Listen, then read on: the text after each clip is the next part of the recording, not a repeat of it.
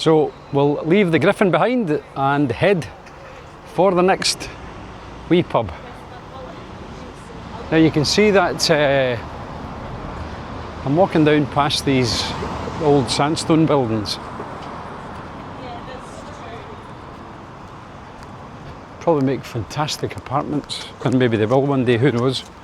We seem to have an issue in Glasgow where any building that lies empty for a while either goes on fire and gets destroyed, or it gets converted into student accommodation.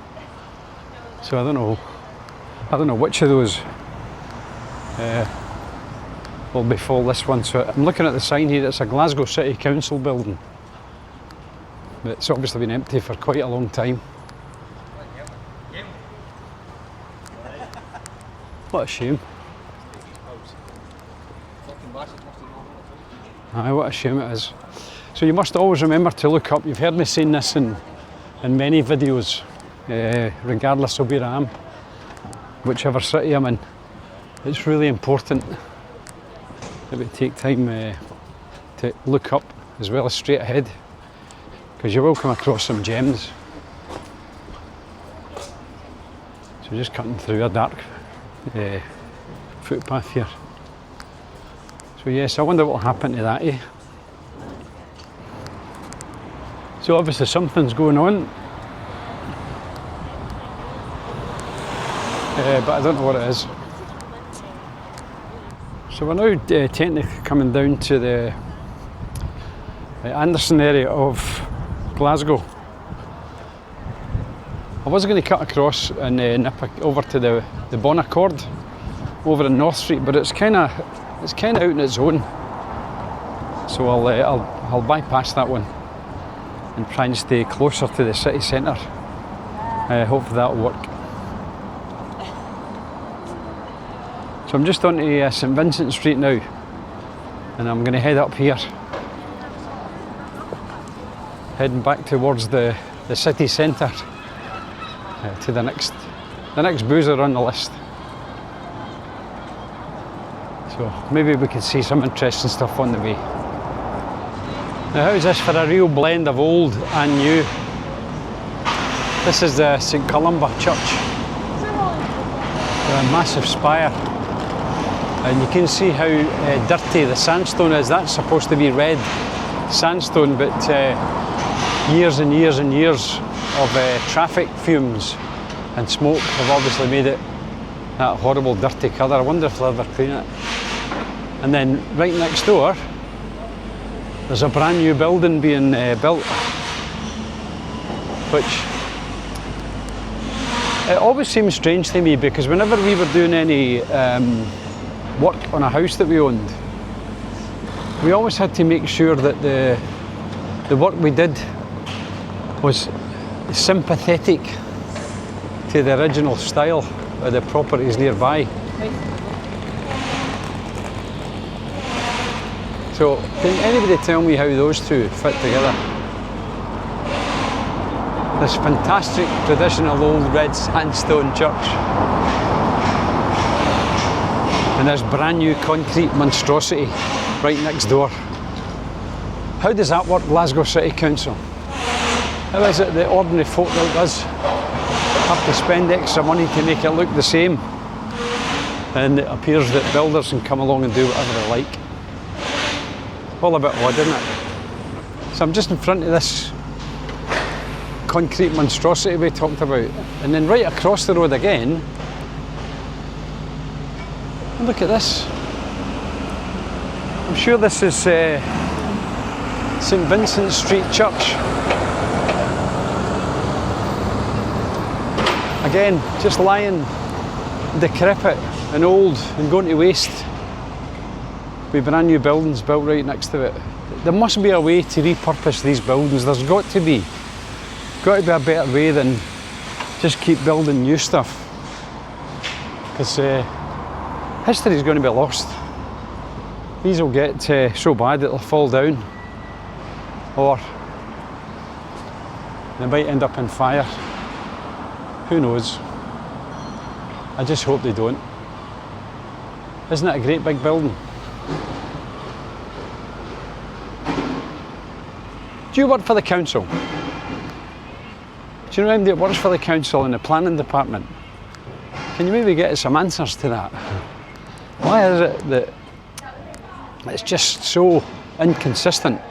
Now, right behind me here, as I walk past it, King Tut's, one of the iconic venues in Glasgow. It's King Tut's Wawa hut.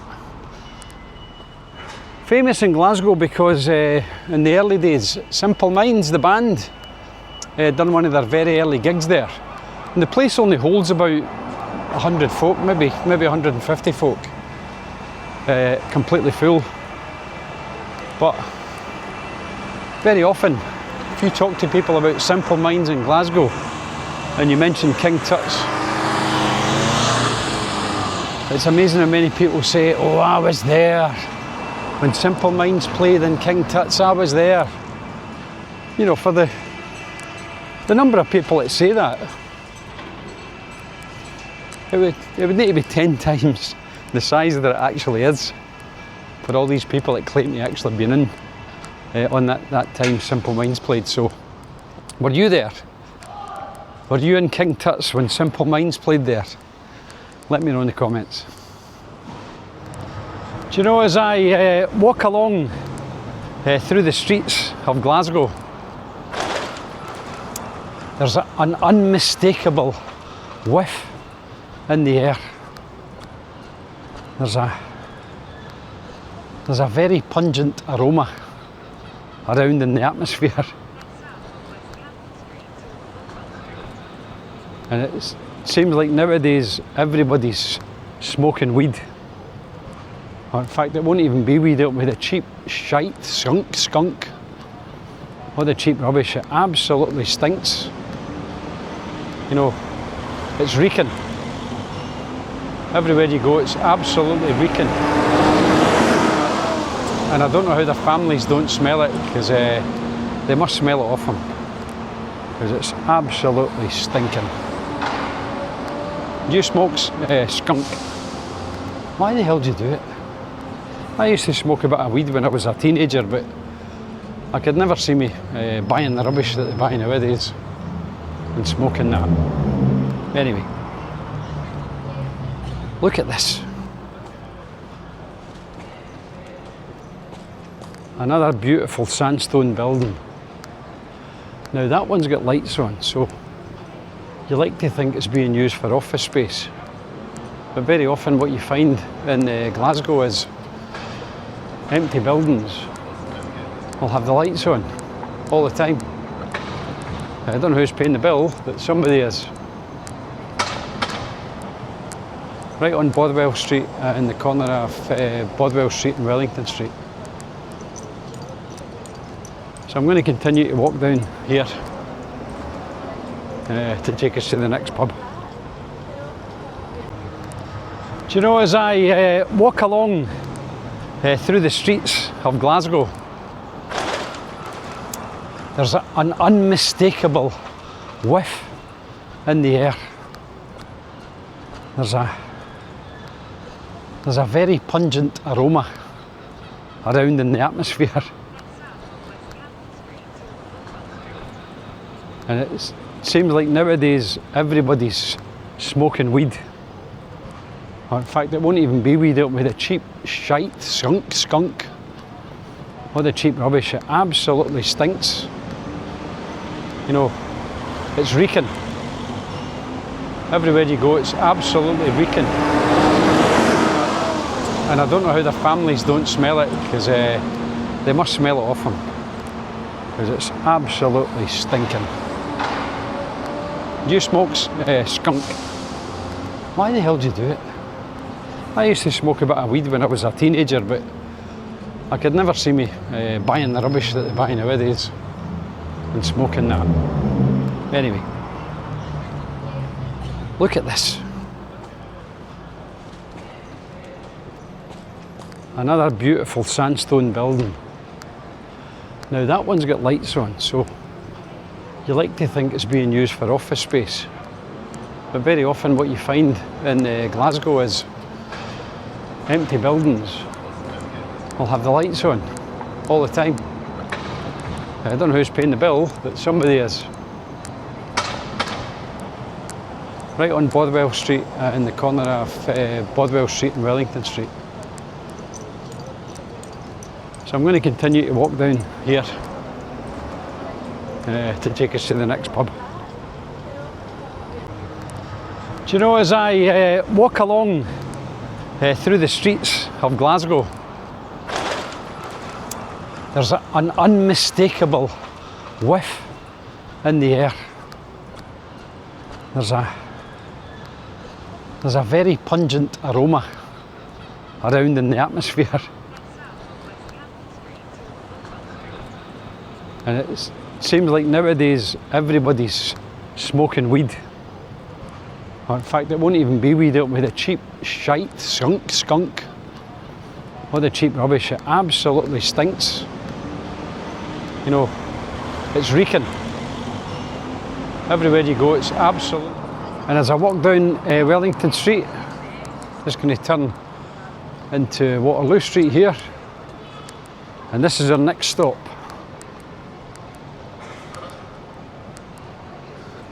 The Dubh.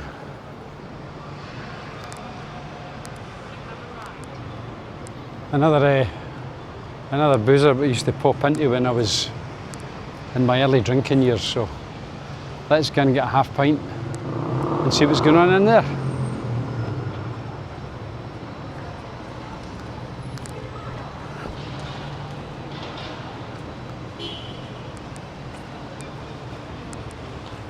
Changed a wee bit. I've got all the front of the bar is now all open because we're being blessed with some good weather here at the minute. So I'll just go in and see if it's okay to film a wee bit inside.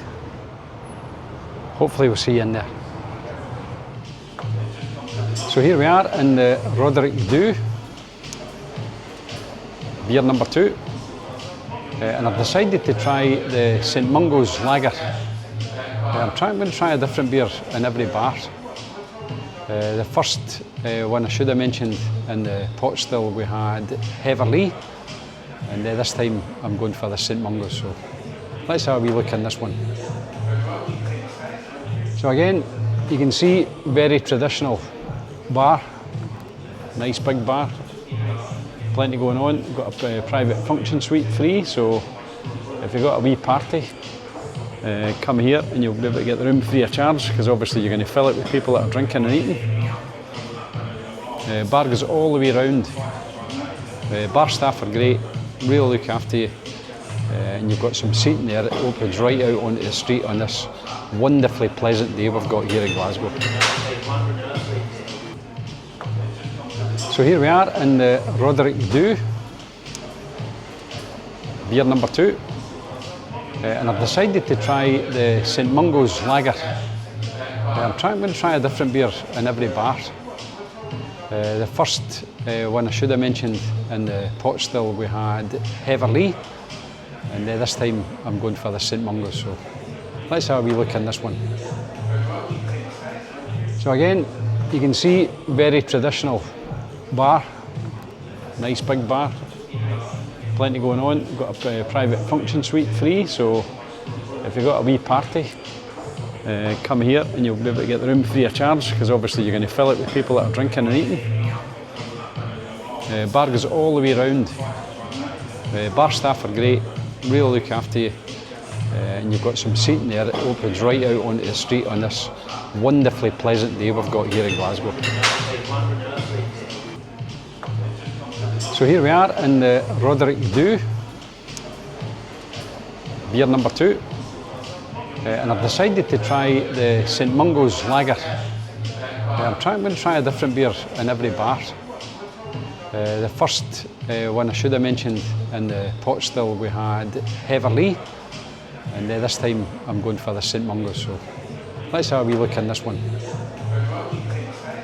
So again, you can see very traditional bar, nice big bar, plenty going on. We've got a private function suite free, so if you've got a wee party, come here and you'll be able to get the room free of charge, because obviously you're going to fill it with people that are drinking and eating. Bar goes all the way round. Bar staff are great, really look after you. And you've got some seating there that opens right out onto the street on this wonderfully pleasant day we've got here in Glasgow. So here we are in the Dubh, beer number 2. And I've decided to try the St Mungo's Lager. I'm going to try a different beer in every bar. The first one I should have mentioned in the pot still we had Heverlee, and this time I'm going for the St Mungo's. So let's have a wee look in this one. So again, you can see very traditional bar, nice big bar, plenty going on. We've got a private function suite free, so if you've got a wee party, come here and you'll be able to get the room free of charge, because obviously you're going to fill it with people that are drinking and eating. Bar goes all the way round. Bar staff are great, really look after you. And you've got some seating there that opens right out onto the street on this wonderfully pleasant day we've got here in Glasgow. So here we are in the Dubh, beer number 2. And I've decided to try the St Mungo's Lager. I'm going to try a different beer in every bar. The first one I should have mentioned in the pot still we had Heverlee, and this time I'm going for the St Mungo's. So let's have a wee look in this one. So again, you can see very traditional bar, nice. So it's also worth noting that Dubh has this nice wee outdoor area here. It's obviously a wee smokers area, which is brilliant if you're a smoker, because it's open to the elements.